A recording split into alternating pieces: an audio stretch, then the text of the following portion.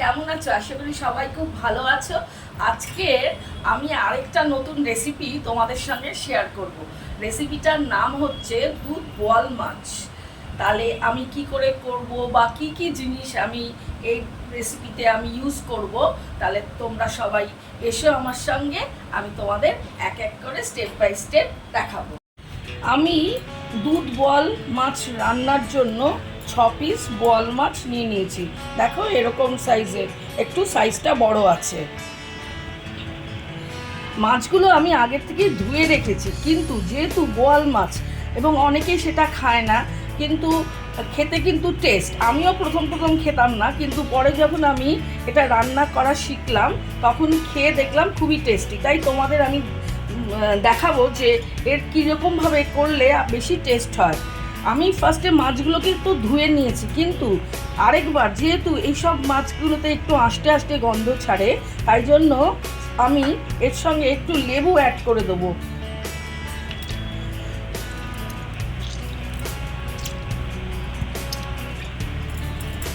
Half চামচের মতন একটু নুন এর সঙ্গে অ্যাড করছি।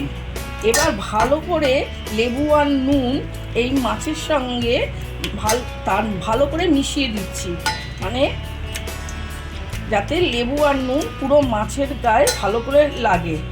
মাছগুলোকে আমি ভালো করে আবার দ্বিতীয়বার ধুয়ে নিচ্ছি।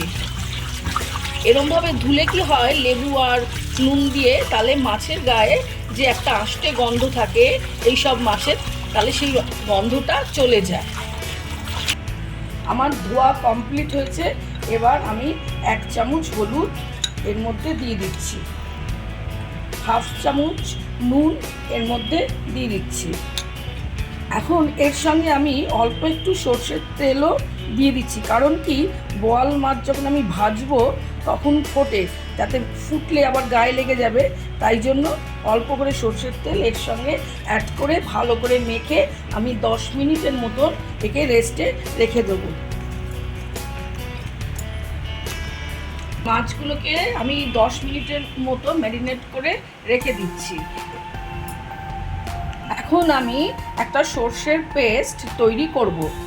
পেস্ট যে তৈরি করব তার জন্য আমি 4 চামচ সাদা সর্ষে আর 4 চামচ কালো সর্ষে নিয়ে আগের থেকে একটু জলে ভিজিয়ে রেখেছি, কারণ জলে ভিজালে সর্ষেটা ভালো করে পেস্ট হবে।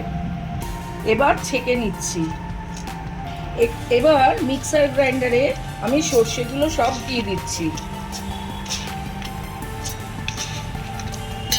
এর মধ্যে আমি 4টে কাঁচা লঙ্কা দিয়ে দিলাম। অল্প, মানে হাফ চামচও না, তার থেকেও কম, মানে 1/4 চামচ একটু নুন দিলাম। সামান্য পরিমাণে সর্ষের তেল অ্যাড করলাম। মধ্যে আমি একটু জল অ্যাড করে দিচ্ছি। এবার গ্রাইন্ডারে আমি গ্রাইন্ড করে একটা পেস্ট বানাবো। আমার রেডি হয়ে গেছে। এবার আমি একটা পাত্রে ঢেলে দিলাম। কড়াইয়ে আমি সর্ষের তেল নিয়ে নিয়েছি, একটু বেশি পরিমাণে নিতে হবে বোয়াল মাছের জন্য। এবার অল্প একটু নুন এখানে একটু এই তেলের মধ্যে অ্যাড করছি, কারণ কি তাহলে কি হবে, মাছগুলো ফাটবেও কম আর মাছগুলো কড়াইয়ের গায়ে লাগবেও না। আমি এই মাছগুলোকে তেলের মধ্যে, মানে গরম তেলে ছেড়ে দিচ্ছি, কিন্তু গ্যাসের ফ্লেমটা একদম লোতেই রাখলাম, কারণ কি এই মাছ দেওয়ার সঙ্গে সঙ্গে ফেটে উঠবে, তাই জন্য যাতে কম ফাটে, তাই জন্য আস্তে করে আমি মাছগুলোকে ছাড়বো।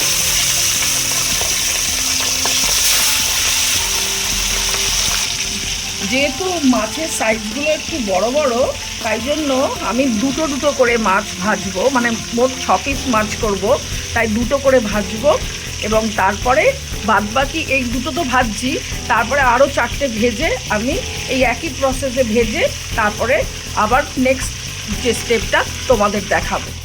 এটা কিন্তু হালকা করে ভাজতে হবে, বেশি কড়া করে ভাজলে এটা ভালো হবে না, টানে হয়ে যাবে।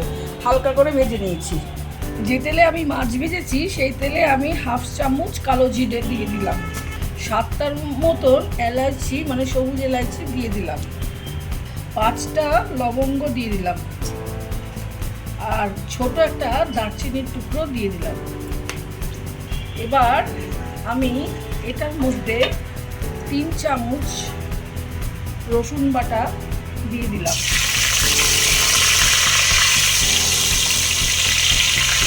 1 চামচ আদা বাটা দিয়ে দিলাম,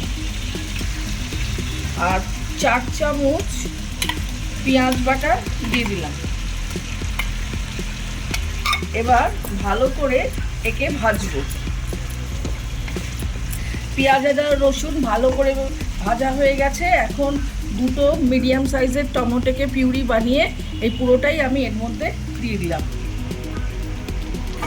ভালো করে আর একটু নাড়াচাড়া করছি, আর একটু ভাজা ভাজা হচ্ছে। ভাজা ভাজা হয়ে যাওয়ার পর এবার আমি 1 চামচ হলুদের গুঁড়ো এর মধ্যে দিয়ে দিলাম, 2 চামচ কাশ্মীরি লাল লঙ্কার গুঁড়ো দিয়ে দিলাম। ভালো করে নাড়াচাড়া করব। মশলাটা ভাজা ভাজা হচ্ছে, এখন একটু একটু শুকিয়ে যাচ্ছে, যাতে নিচে কড়াইয়ে না লাগে তার জন্য আমি হালকা করে একটু গরম জল ইউজ করছি।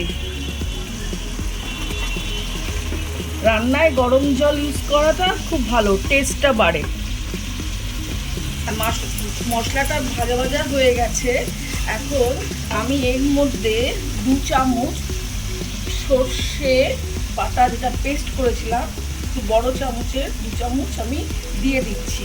এক্ষেত্রে একটা কথা বলি, পেঁয়াজ আদা রসুনের সঙ্গে সাধারণত সর্ষেটা খাটে না, কিন্তু যেহেতু এটা আমি দুধ বয়েল করছি সেহেতু, আর বোয়াল মাছের একটু আষ্টে আষ্টে গন্ধ থাকে, তাই সেই গন্ধটাকে যাতে না বেরোয় এবং খেতে টেস্ট হয়, তাই পেঁয়াজ আদা রসুনের সঙ্গে সর্ষের পেস্টটা আমি অ্যাড করেছি।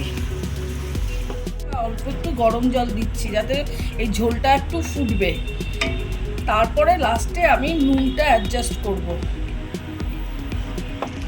মাছের ঝোলটা ফোটা হয়ে গেছে।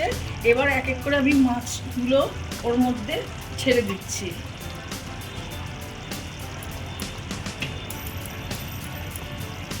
ফ্লেমটাকে একটু লোতে রাখছি।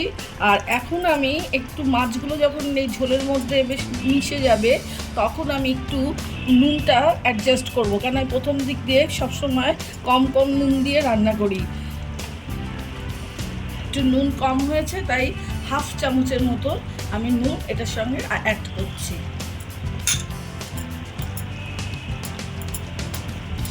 এবার আমি 2টো বড় চামচের 2 চামচ, মানে 1 আর এই 1, এর মধ্যে দুধ অ্যাড করলাম। আমার রান্না প্রায় কমপ্লিট হয়ে গেছে। এবার 1 চিমটে এরকম গরম মশলা এর উপরে ছড়িয়ে দিচ্ছি। ব্যাস, এবার আমি নামিয়ে ফেলব। দুধ বয়েল মাছ তৈরি হয়ে গেছে। এবার আমি প্লেটের মধ্যে এই মাছগুলোকে সাজাবো।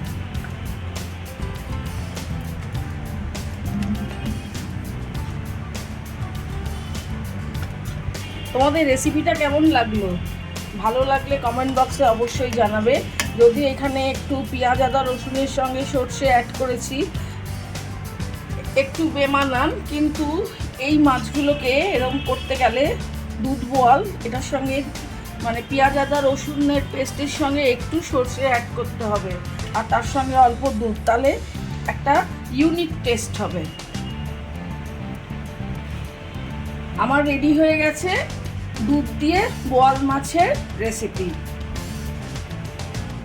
রেসিপিটা তোমাদের কেমন লেগেছে? যদি ভালো লাগে তাহলে লাইক কমেন্ট শেয়ার করো, আর আমার পাশে থেকো। তোমাদের কমেন্ট করতে আমার খুব ভালো লাগে। আর নেক্সট দিন আবার নতুন কোনো রেসিপি নিয়ে তোমাদের সামনে আসবো, তোমাদের দেখাবো। ততক্ষণের জন্য সবাই ভালো থেকো, সুস্থ থেকো, টাটা, বাই বাই।